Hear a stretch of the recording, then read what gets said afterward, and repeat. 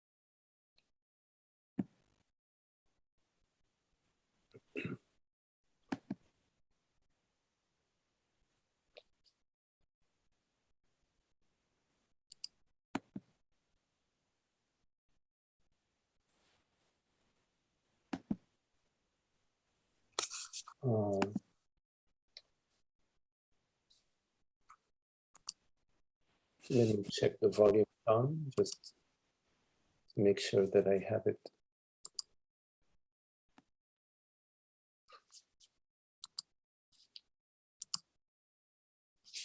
Okay. So I've got it the best.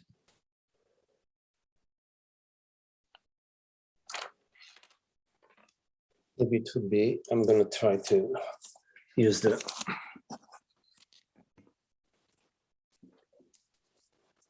Is this better, John? Yes, everybody's hearing me fine? Okay. Yes. All right. Yes. Yes. Okay, Yes, I cool. Okay, all right, Thank you so wonderful. much. Nice. Okay, you're welcome. You're welcome.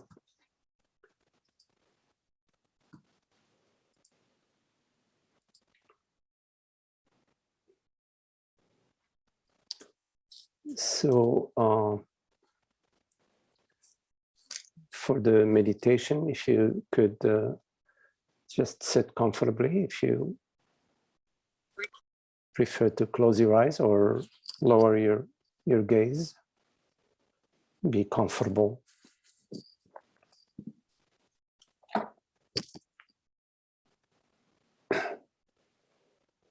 And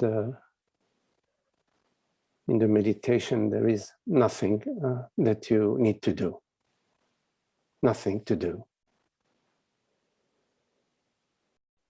No goal, no objective, nothing to achieve, nothing to improve.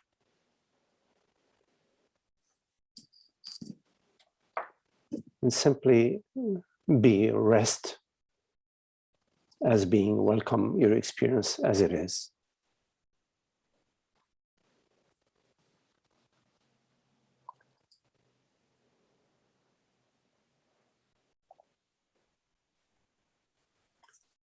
We have a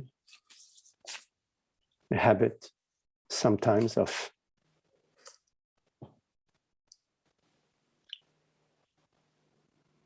meddling, always meddling. There is an opportunity for you to simply be.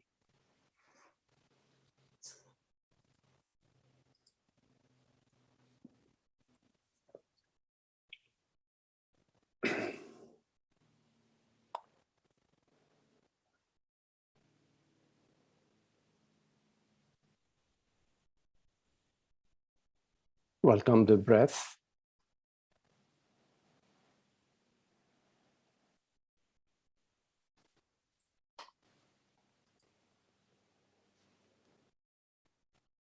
The sensations that appear in your body.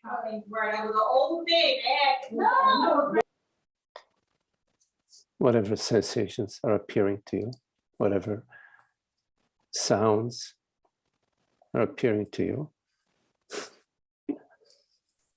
all is well.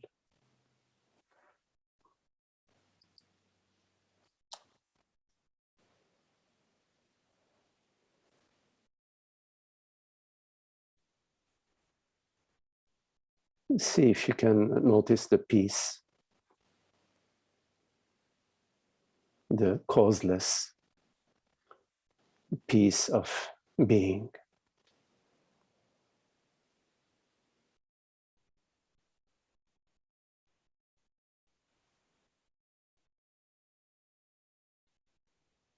Everything that appears to you, like hearing these words right now, appears to you within this peace.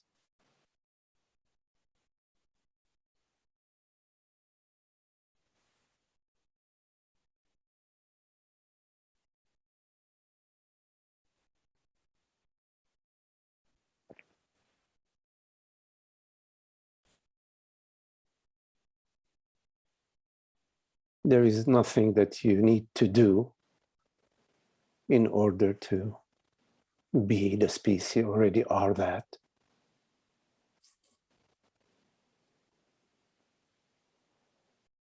You may believe otherwise. You may have some ideas about yourself, meaning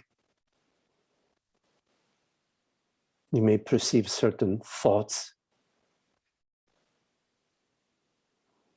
which describe you in various ways. Keep in mind that thought does not know you. Thought cannot know you because you are that which knows the thought.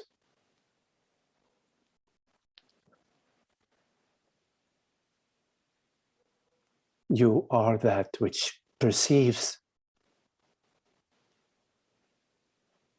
Perceive sounds, sensations, thoughts, images.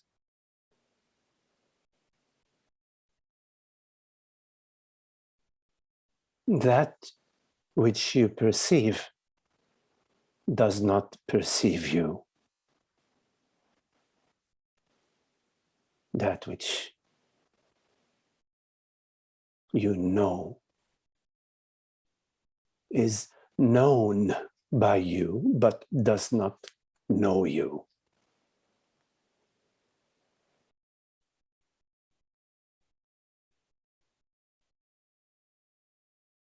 You refers to the reality that perceives right now.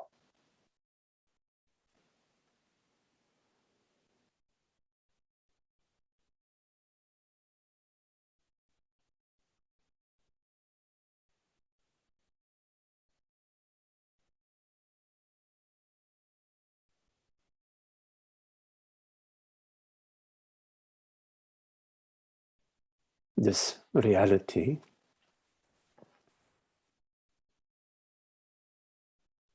is formless.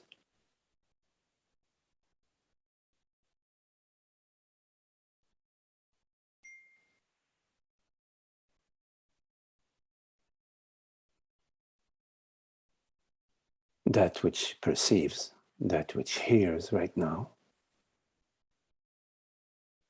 is not a male or a female object.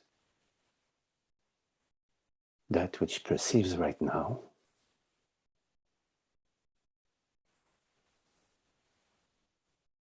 cannot be denied, but cannot be perceived as an object.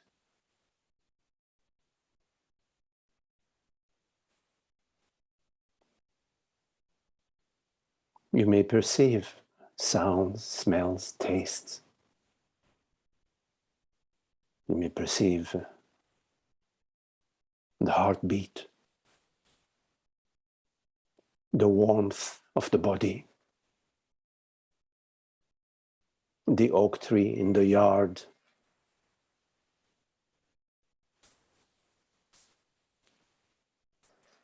but you do not perceive that which perceives.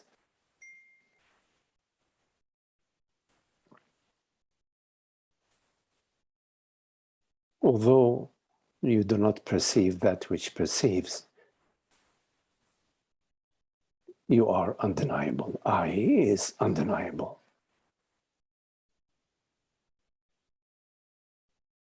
While the oak tree in the yard may be there today and gone the day after due to a thunderstorm, I, awareness, does not go, does not disappear with the oak tree.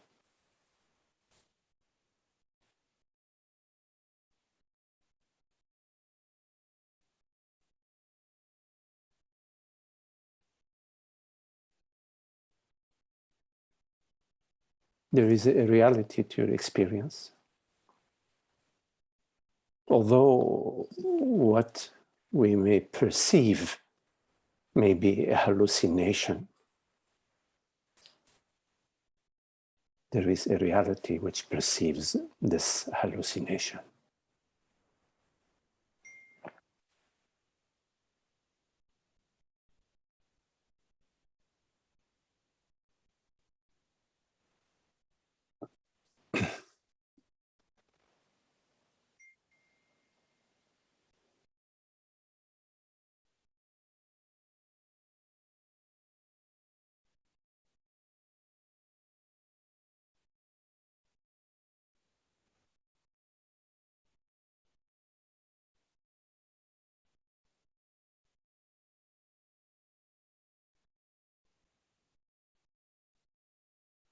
That reality, you know it as yourself, the I.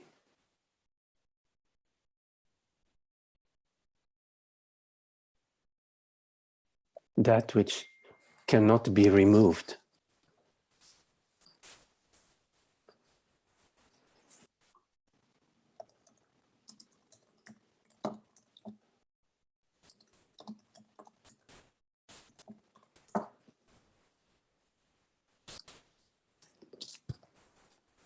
In your experience, you can remove a sound, a shape, an object.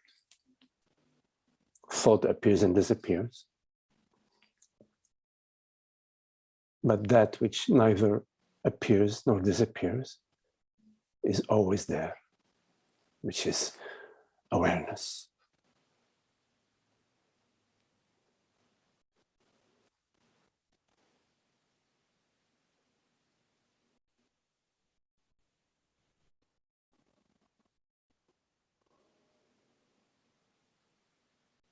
Everything you experience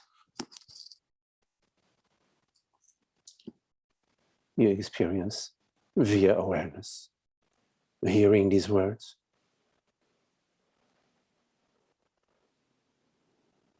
the sensation of your feet on the ground,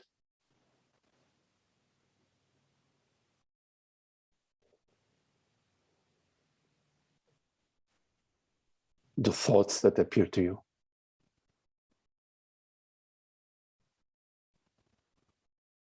Your experience is that of awareness.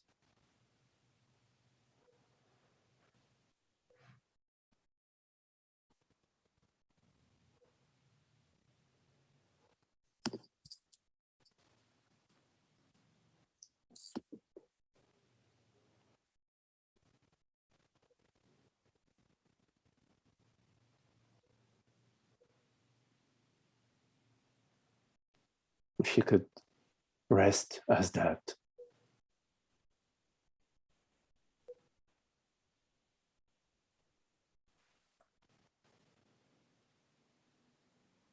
allowing awareness to experience itself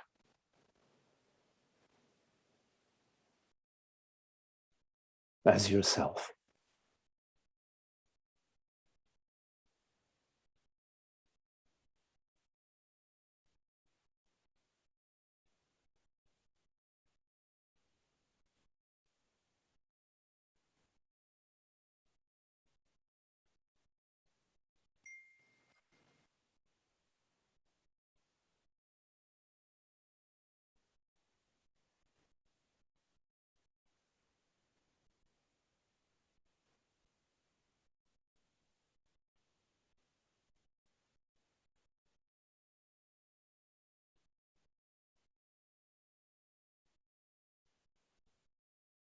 You do not need to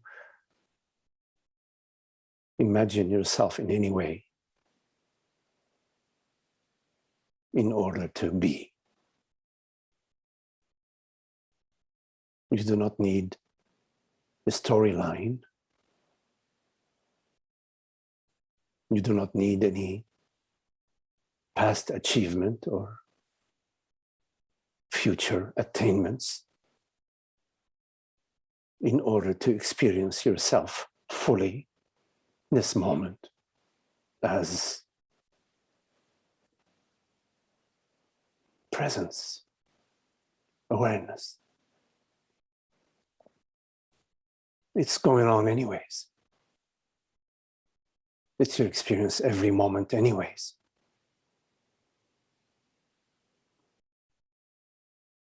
There's no need to add on a history, a memory, or an image.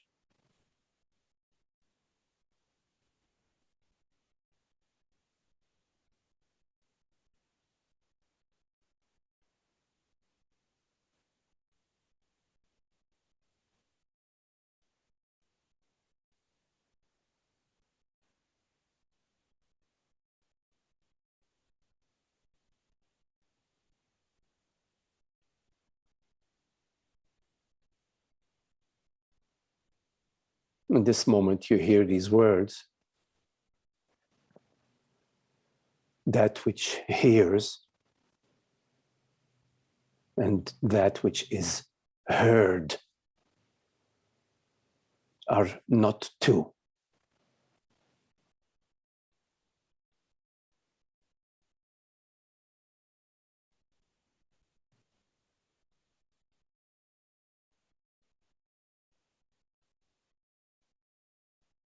That which you experience and that which experiences are not two.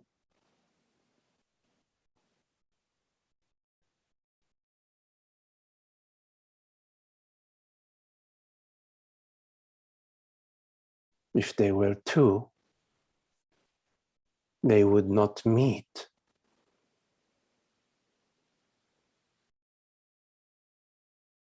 Given you hear these words, the hearing and the hearer meet. They belong to the same reality.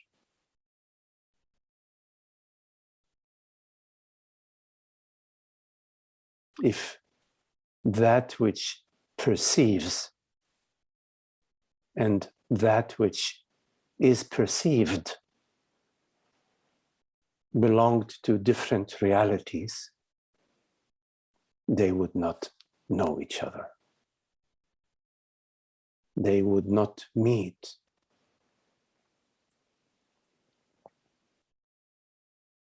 And yet in this moment, you and I are meeting.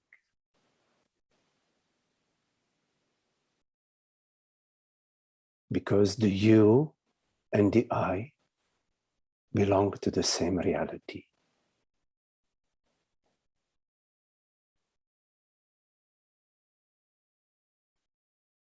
And the words that are being heard, by the very fact of being heard, belong to that same reality.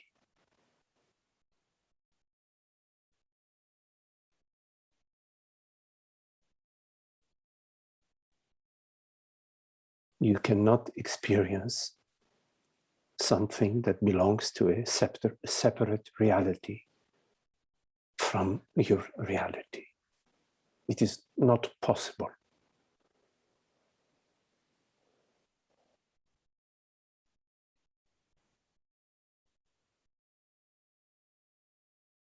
The implications of this understanding are very profound.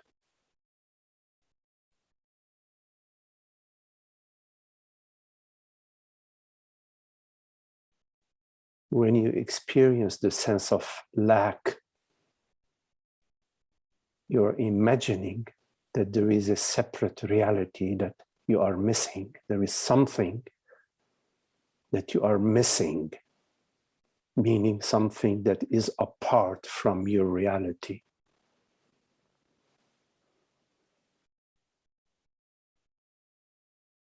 You imagine the separation, which is not in line with your experience. Because your experience, if you take a look in this moment,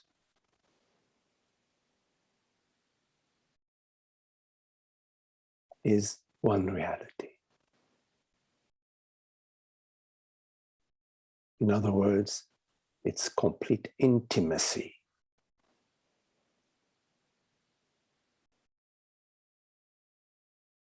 A thought may arise to you saying, you are missing this or you are missing that.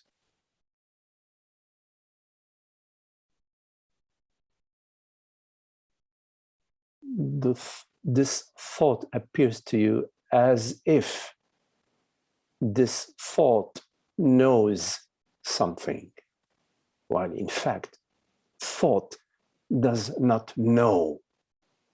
Only awareness is knowing.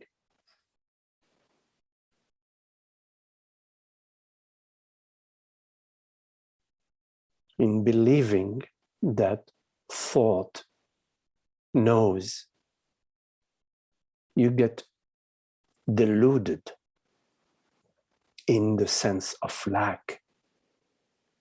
You get deluded in the belief that there is something outside of your very being, outside of your very self, that is knowing. While in fact, you are this knowingness. You meaning awareness, not you, the body, a female body or a male body. You, consciousness.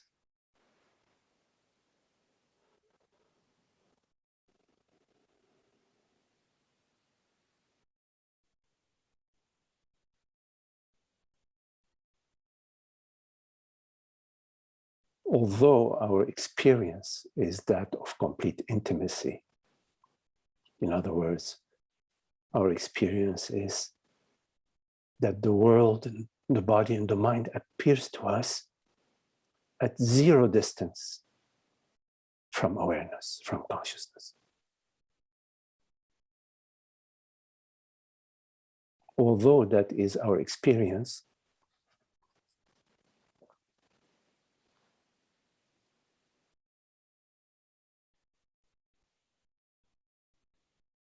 we give way to the belief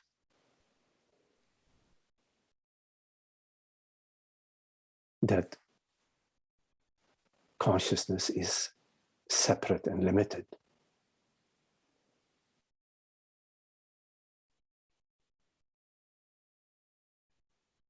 That it depends on the body-mind.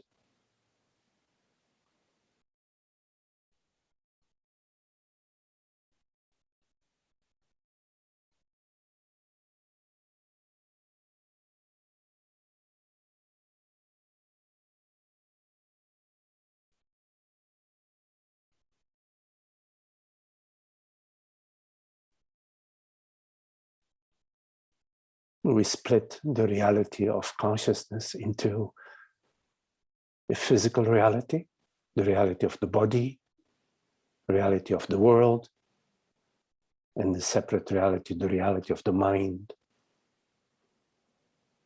As if you could split the sky into 3 or 4.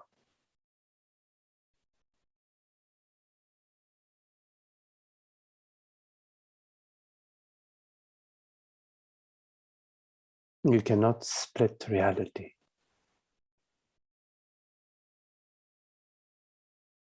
Whatever the reality of the world is, whatever the reality of the mind and the body is, is the reality of consciousness, that which in this moment perceives and hears these words.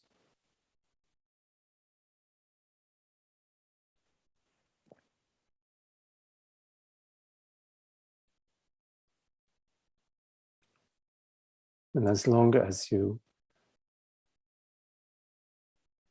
do not fully comprehend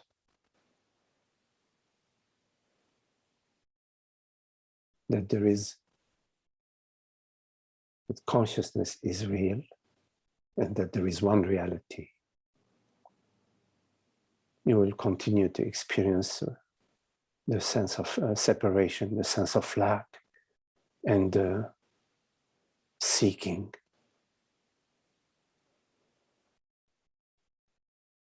Both the sense of lack and the seeking are unhappy.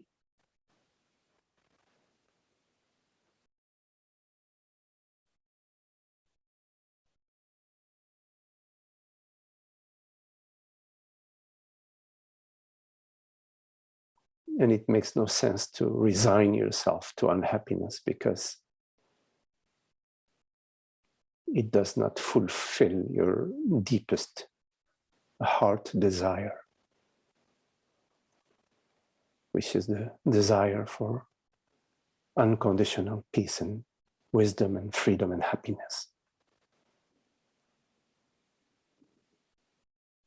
There is no way around it.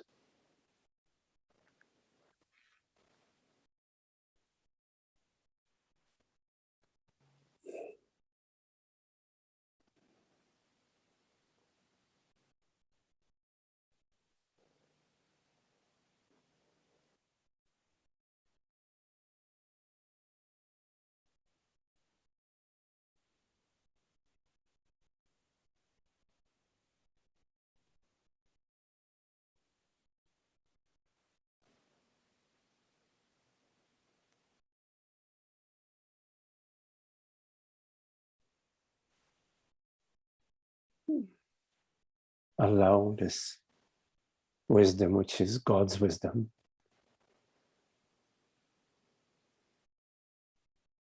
to inhabit you, to reveal itself to you, and to live itself through you.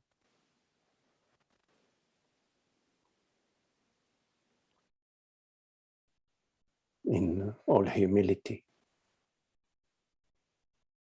and love.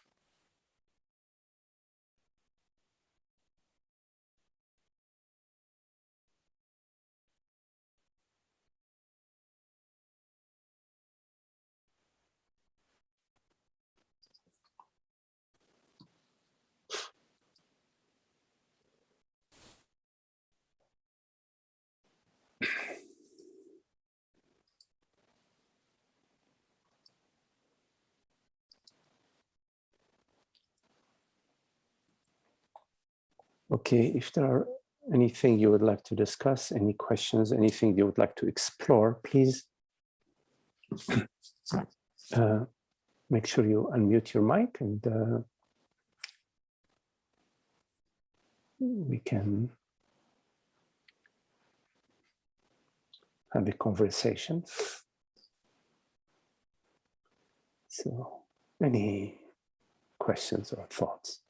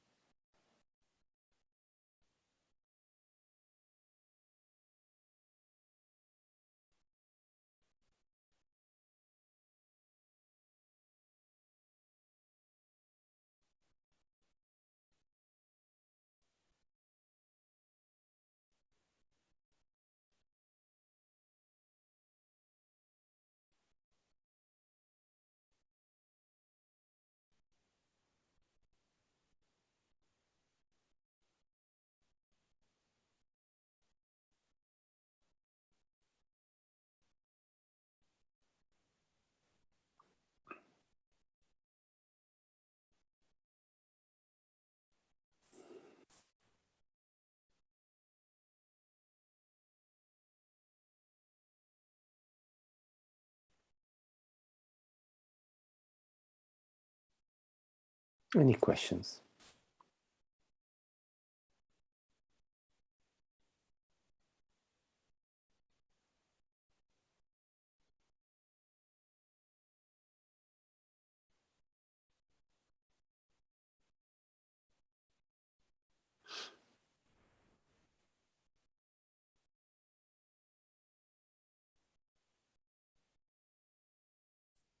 Magdi, this weekend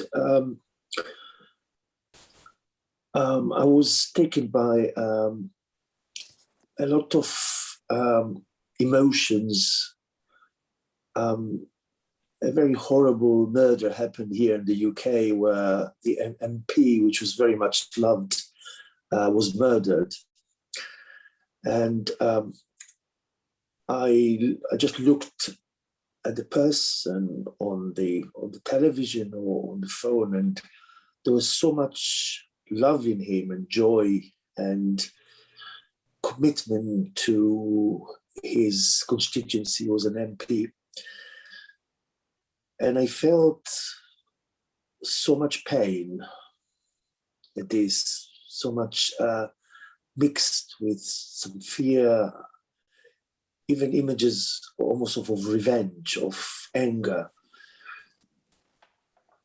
And it's kind of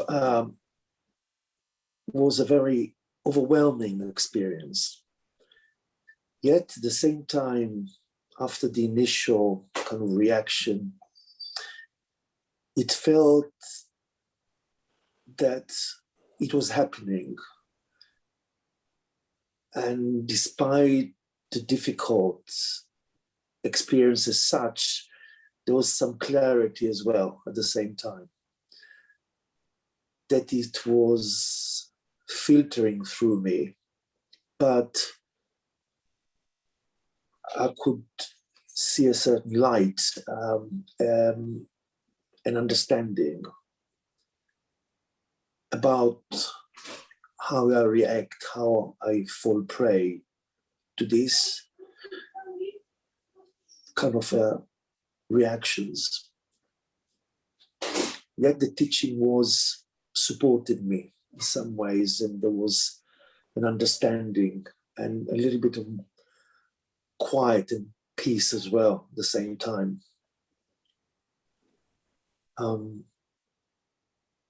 And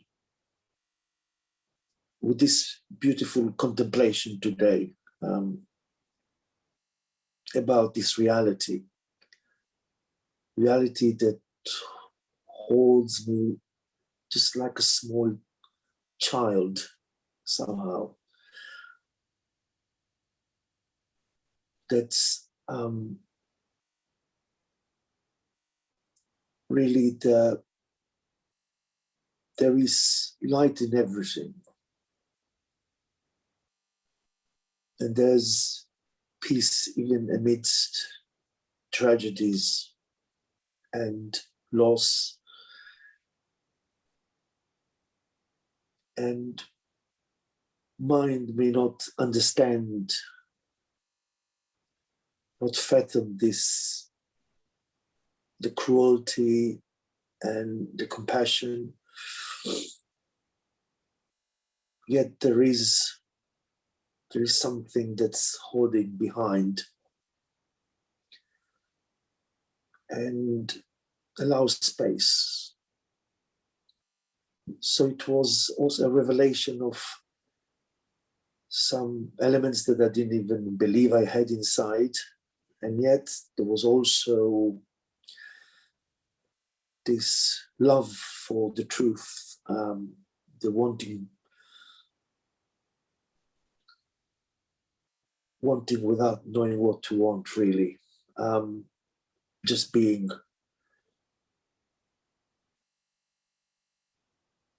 To experiencing everything as if it was part of myself.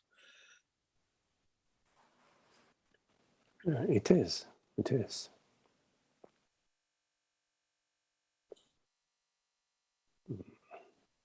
We are not separate. There is nothing separate in the entire universe. on the surface of the ocean, a wave that rises and falls does so in conjunction with many other waves which are interconnected. Each wave is interconnected with the other, and there is a rise and a fall to every wave, but there is no rise and fall to the ocean or to water, the substance of the wave.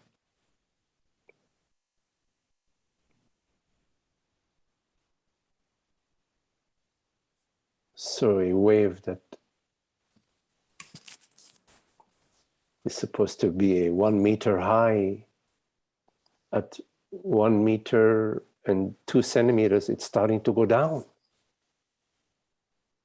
A wave that's supposed to be 2 meter high, at 1 meter, it's still going up. But at 2 meter and 2 centimeters, it's starting to go down.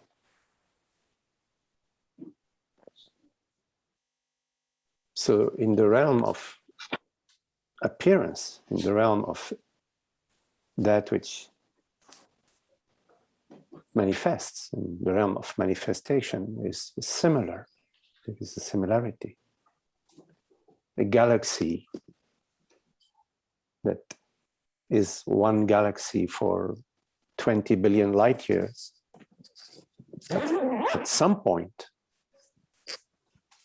its energetic field starts to interact in a more significant way with the field of neighboring galaxies, and in time they emerge as one galaxy. One could say that galaxy A has died and that galaxy B has died. Now there is a new galaxy, galaxy C. So there is that realm of manifestation, which is that way. It's constantly morphing, changing, shifting.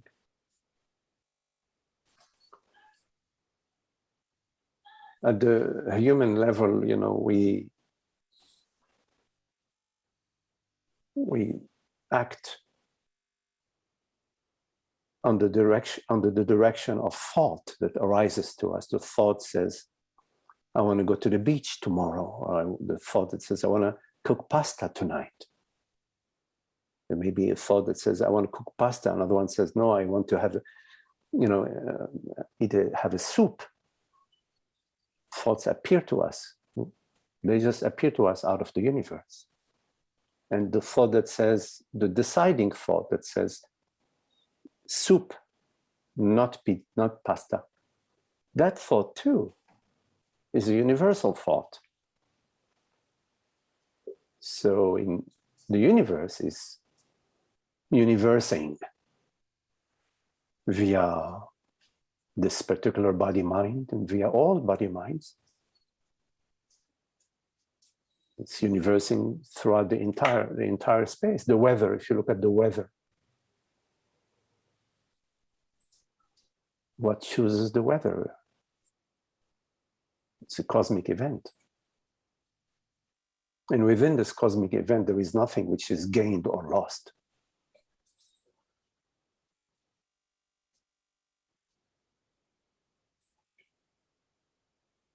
So the understanding that about consciousness, the understanding about truth, about reality, takes you beyond gain and loss. Takes you to the understanding which transcends the impressions of birth and death.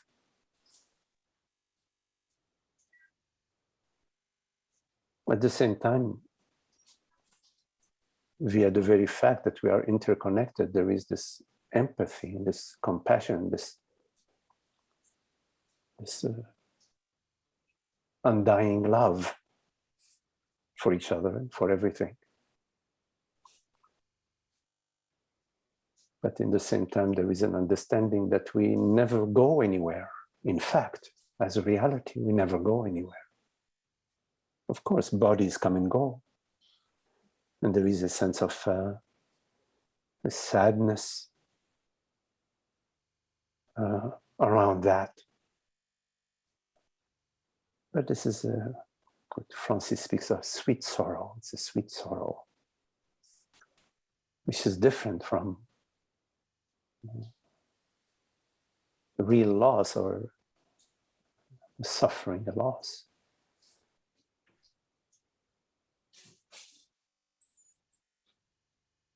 And at the same time, there is no guilt, because given all events are cosmic events, all thoughts are cosmic thoughts. There is no separate thinker, there is no separate chooser. It's a universal thinker, chooser. So compassion extends itself to the killer, to the assassin. I don't know much about the details, I'm sorry. Who also was acted through this body-mind. There was the murder, if it was a murder, I don't know, through this body-mind. There was no individual murderer. Of course, this does not mean there are no consequences. Of course, there are consequences for this particular person.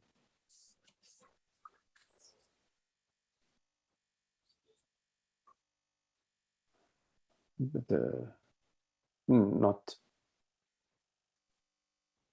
all activities are equal. At some level they are, at another level they're not. At one level everything is impersonal, at another level there are consequences to certain actions and certain behaviors. Everything is equal, rain and sunshine, but this does not mean that you walk in the rain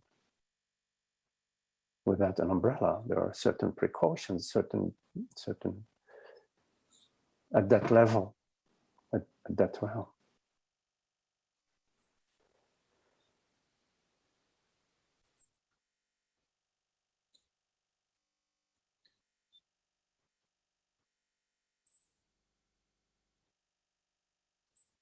We know experientially ourselves as this awareness.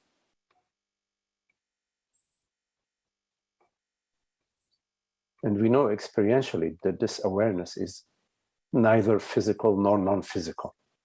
It is not at the level of phenomena. You cannot burn it with a fire or cut it with a scissor. Awareness is non-phenomenal, it is noumenal. We know ourselves as this awareness. And the body-mind is, we know the body-mind too. We experience the body-mind as a 50-year-old, 60-year-old, a male body, female body, etc. Like we know our car. We know our car is a yellow Toyota or is a,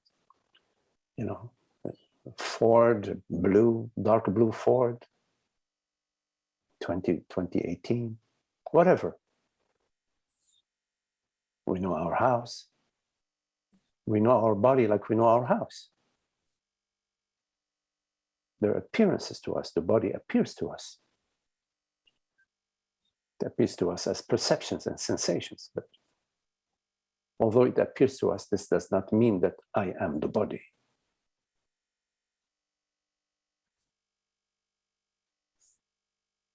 So it's a good question. What is it that dies? In order to come to the understanding of this question, you have to ask yourself, what am I? What am I truly? What is my reality? And you will come to consciousness, that which is beyond birth and death. And the mind may be astounded at first, but in time it gets it. takes some time, but the mind will get it, that its reality is consciousness and is neither born nor dies, right?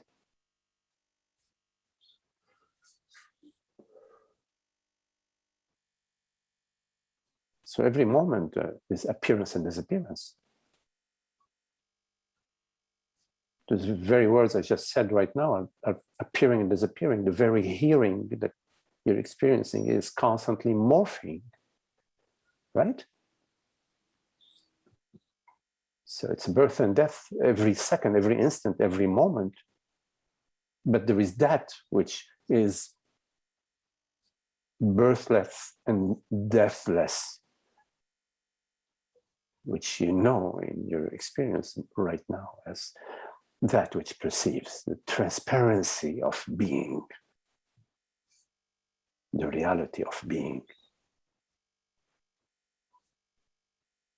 Being is not something that dies or that is born, right? No one has an experience of the birth of being or the death of being. It's impossible.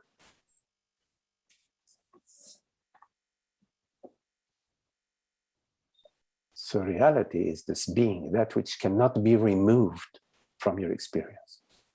That which, if it is removed from your experience, everything is removed. Your entire experience is removed. Which is an impossibility to that which is unremovable from your experience is being, the reality of being.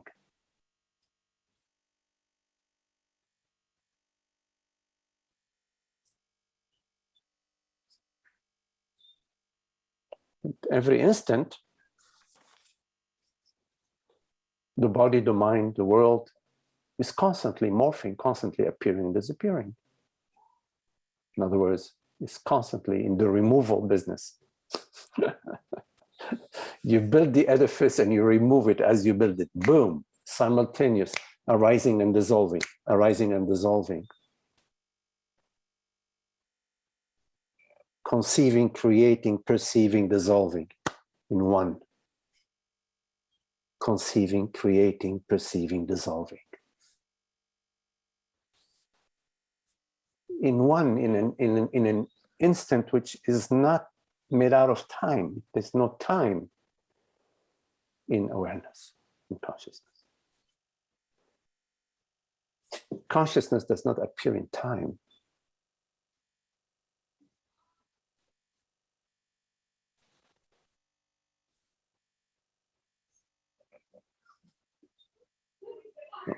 What we're talking about my reality, about the one reality, one reality. We're not talking some beautiful poetic talk, blah, blah, blah, or how it sounds really good. Let me go back to my old habits. No, we're talking about reality. We're talking about truth. We're talking about the self. The understanding about the self, about truth, is transformative. The false is removed. The falsehood. The falsehood, there is one falsehood, which is that I am an object in time and space. A male object, a female object, that consciousness is a body-mind, depends on the body-mind, or is a body-mind, or is the result of brain activity, blah, blah, blah. That's a falsehood. That's the core falsehood, the original sin in Christianity. The original sin is the belief in a dual power, the power of God and the power of man, the human form, the power of the brain. Poor brain.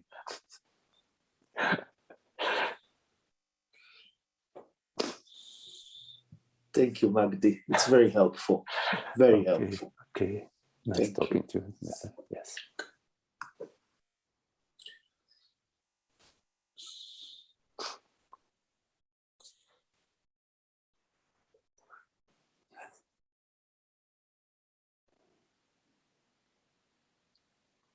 Any questions?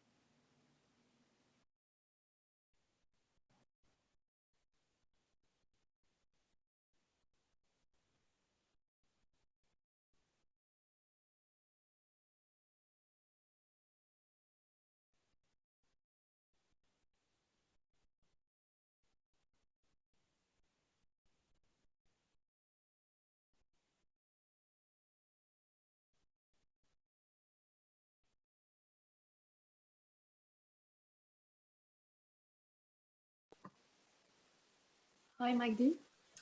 Hello, Emeline. I would like to ask you a question, Yeah. maybe to clarify something. I hope I can explain it in English. Okay. It's a few months ago, I had I would say an experience, or maybe a non-experience, about absolute stillness. I was almost sleeping, and but clearly awake at the same time. Mm-hmm. And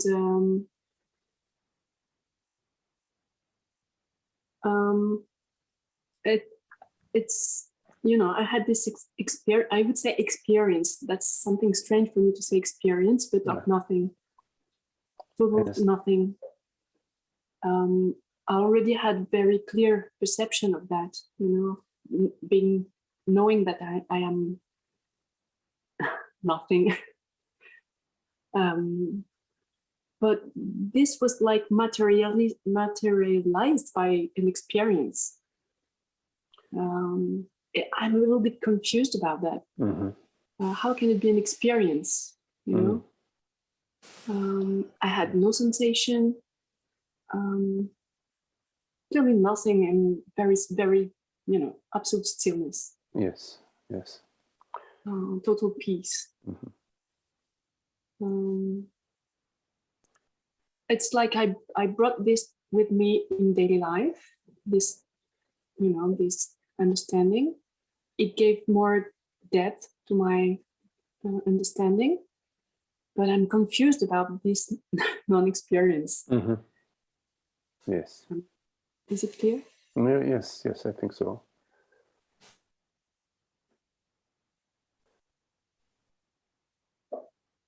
So, certain experiences, usually we use the word experience in a phenomenal sense.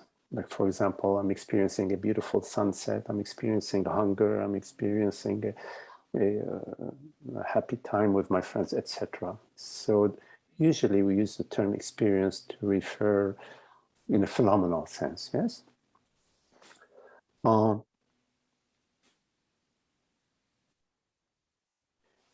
And then we speak about an insight, which I think you use the word experience, but the non-experience. Experience, but non-experience. So an insight, it can be into anything. You could have an insight into how to solve the Pythagorean theorem, or you could have an insight into something that's happening within your body. You know? but in particular, insight about consciousness, in insight about truth or about reality. And again, there are different types of insights, but all insights have one thing in common, which is they are not a mind experience. They do not occur within the time-space dimension. Now, in your contemplations about your life, about reality, about truth, about your emotions, about life, in your contemplations, you rely on your meditation, your thinking, your looking, your exploring, your investigation, your readings, your study, listening to the sages, various practices. And in your contemplation and your questioning and your investigation, you get closer and closer to the understanding. But at the moment of understanding, there is no mind.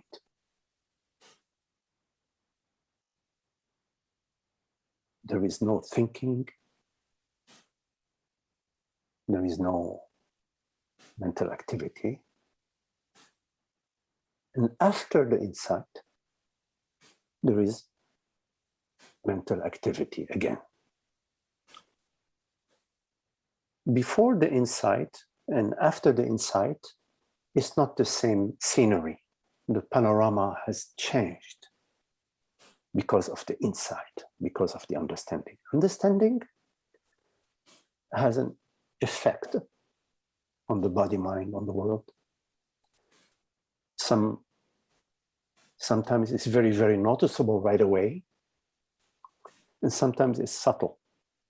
The effect is subtle.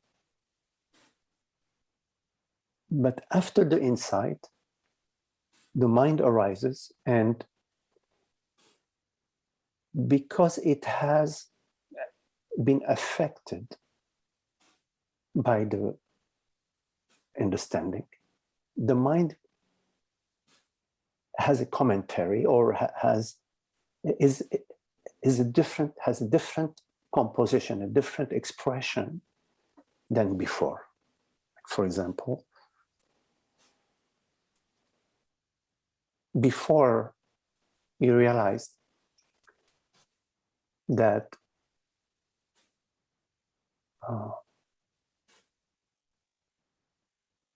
2 + 2 = 4.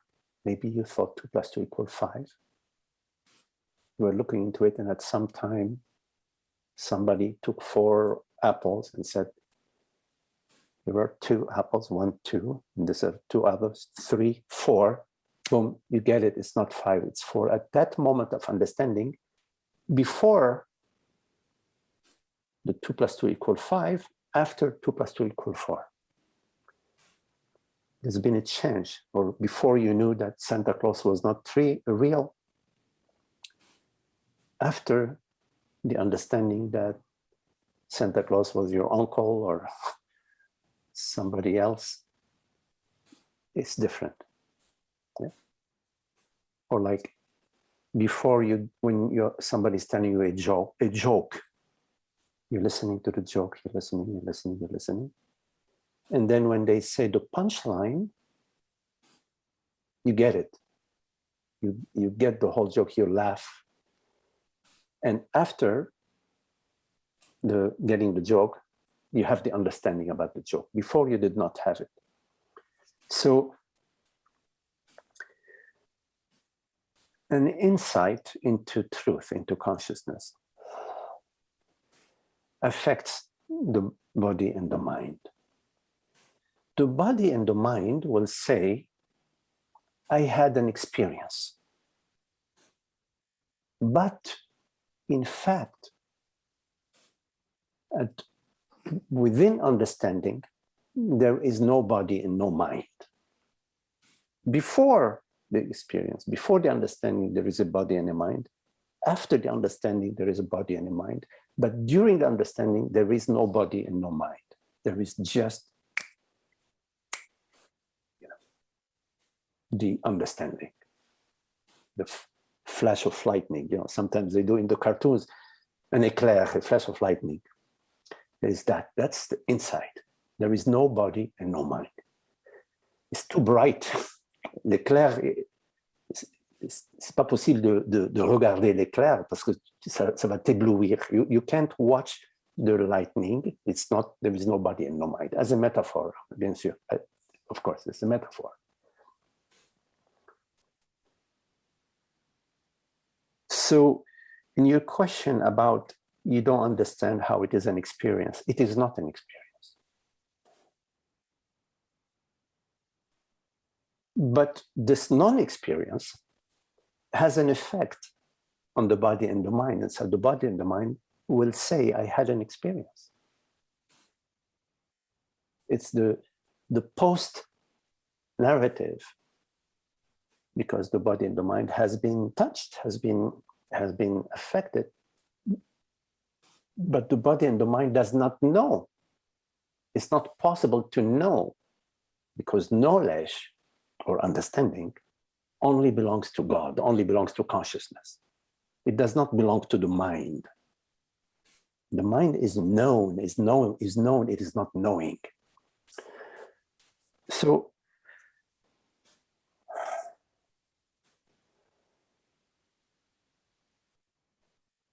this experience is a non-experience, and these non-experiences, sometimes I use the word insight, are the way that we go from stepping stone to stepping stone to stepping stone towards our home, that which we are, which is this aware presence right now, this consciousness, this awareness right now, you say. So the insight that we have into causeless peace is an insight into our true nature right now, the reality right now that hears these words is at peace. It is peace itself. Our true nature is peace itself, because it doesn't have any opposition. There is no opposing reality or opposing anything to awareness, to consciousness.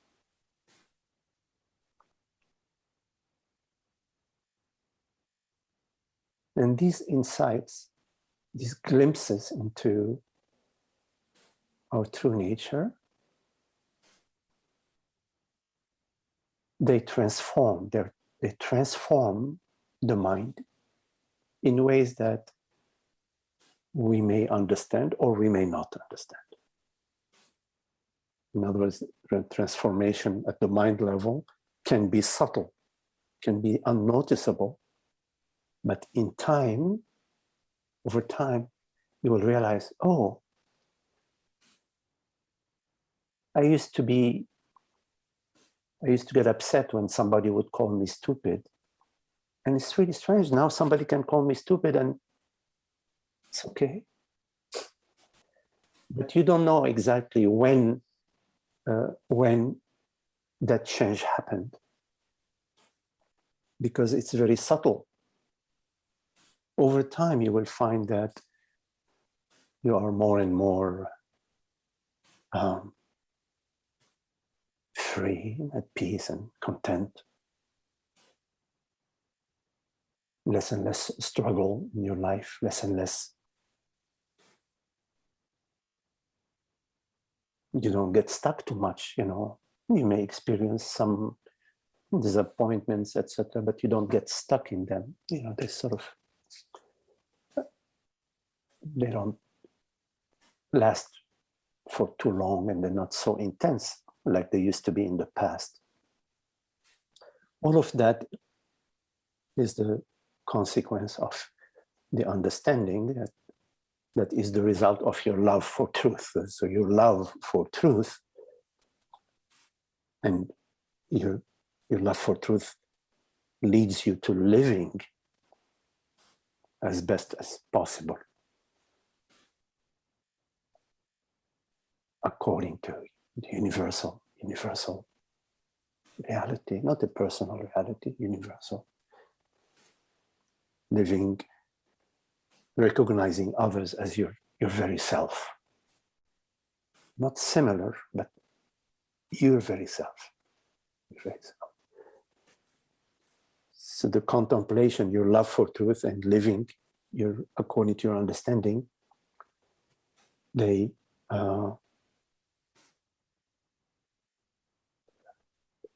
lead to various insights and various the alignment of your mental, your physical, and your perceptions according to the harmony, the universal harmony.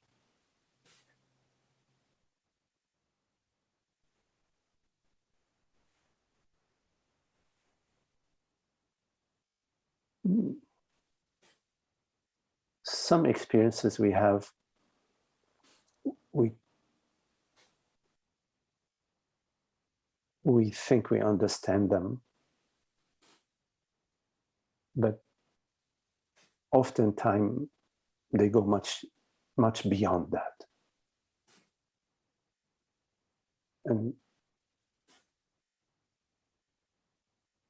that's okay. Because the body-mind is limited in its capacity to understand. It's only that which is limitless has the full understanding, which is awareness, consciousness. So know yourself this moment as this borderless awareness, as this reality which perceives and knows it is. It knows it is. First, it is, meaning I am. Not I am a woman or a person, blah, blah, blah. No, just the I am. To acknowledge, to recognize I am. And that this I am knows it is. I know I am. I am and I know I am. And it's a non-phenomenal I-ness. I as non-phenomenal. It's not something that I perceive, rather that which I am.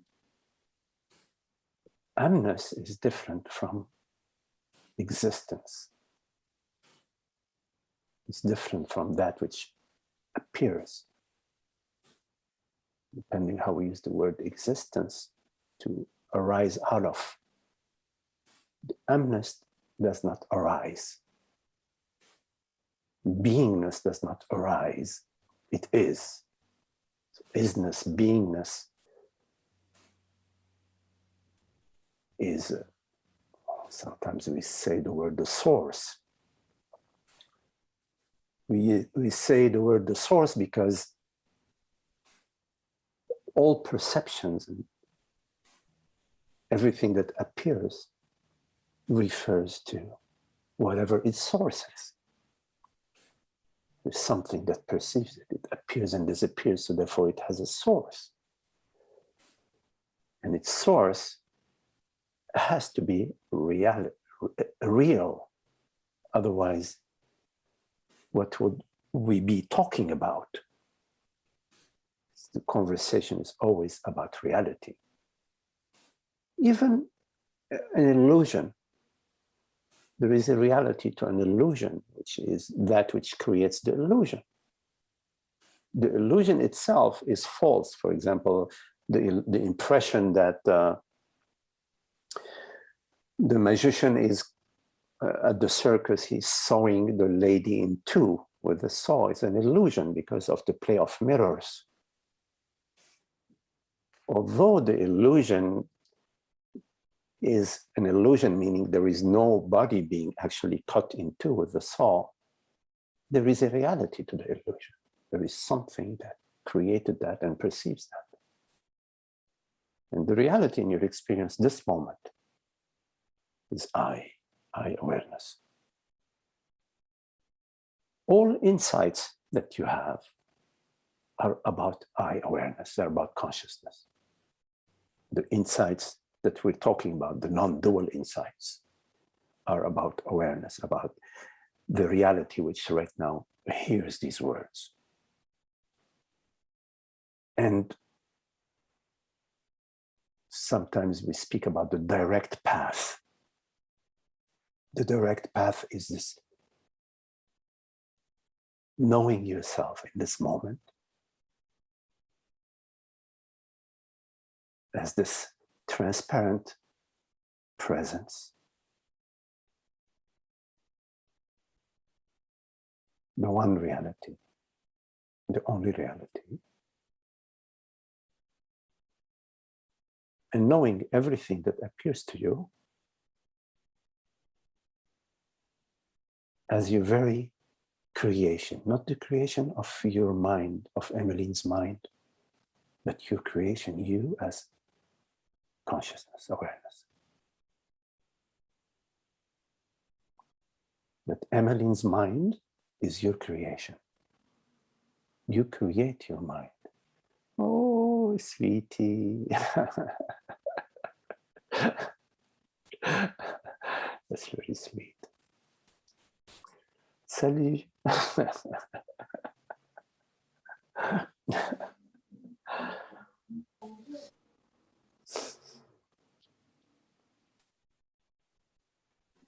Merci. Ok, Emeline. Ok. Super. Ok.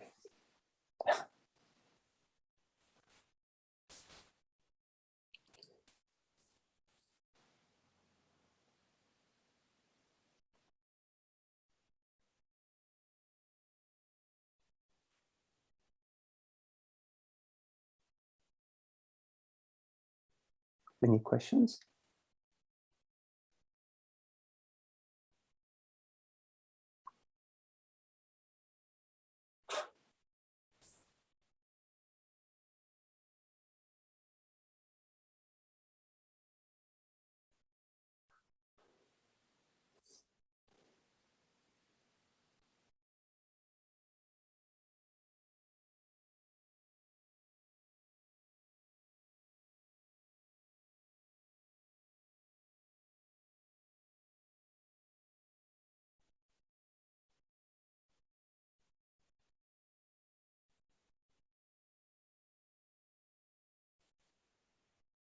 Okay, well, if there are no more questions, thank you all. Very lovely to be with you. John and Mina. Thank you. Nathan, yes, Mina. Emmeline, George, hi George, Holger, and Jenny, hello Jenny, Lisa, Richard, Jenny, and Marga, hello Marga, Malcolm, Grace, Holly, Lauren, hello, Desmond, Tan, hola Emmanuel. Thank you all. Thank you, Magdi. Thank you. Thank you. Thank you. Okay, I got it.